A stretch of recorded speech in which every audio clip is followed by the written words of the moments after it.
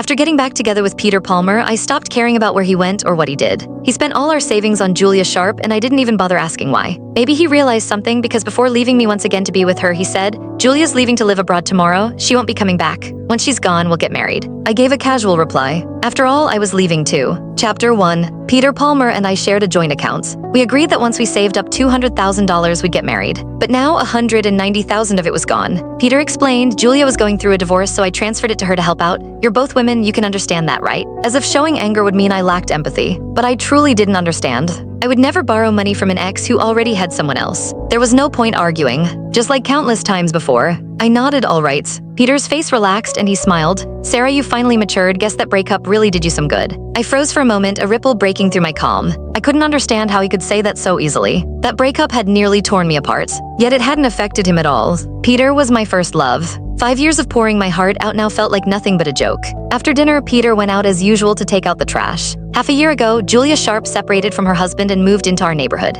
She had married a rich man before even finishing college. According to her, her husband had violent tendencies and wouldn't stop harassing her. Peter wanted to make sure she was safe at home. The sound of the door opening pulled me out of my thoughts. Maybe he was afraid we'd argue again, so he added a few more words. Someone in the neighborhood chat said there was a suspicious man wandering near the gate. It might be that man. I was the one who told Julia to move here. Her safety is my responsibility. I couldn't be bothered to argue. That man wasn't Julia's husband, but a thief who'd already been caught. I nodded indifferently and said gently, "Why don't you move in with her for now?" Peter's hand froze on the doorknob. "Sarah, what are you doing again?" His tone was filled with irritation. "I thought you changed." I looked at him confused. "I'm not doing anything." "Then why did you tell me to move in with Julia? Don't you remember I'm your boyfriend?" "Because I trust you." Peter's expression went blank for a moment, the rest of his words stuck in his throat. He looked at me suspiciously. "You're not angry?" I shook my head, keeping my face calm. Peter stared at me, his gaze circling my face over and over, trying to catch any hint of a lie. As the seconds passed, his expression darkened. Just then, his phone rang. It was his custom ringtone. Julia was calling. I smiled and gave him a light push.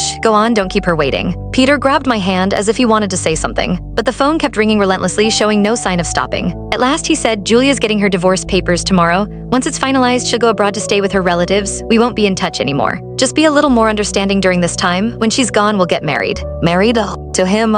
The wedding I once pictured countless times was no longer part of my life plan. I replied casually, "All right." Chapter 2. Peter left feeling satisfied. The door closed behind him. In the dark, I lay alone on the couch. The clock on the wall ticked softly. That familiar loneliness from our first breakup crept back in again. Only this time it didn't feel suffocating. It felt like my withdrawal was finally easing. The memories of our breakup came rushing back. It all began one late night. Julia sent Peter a message, "Peter, I'm getting a divorce." From that moment, something changed in him. He removed our photo from his social media background. Click the link on the homepage to watch the full follow-up for free.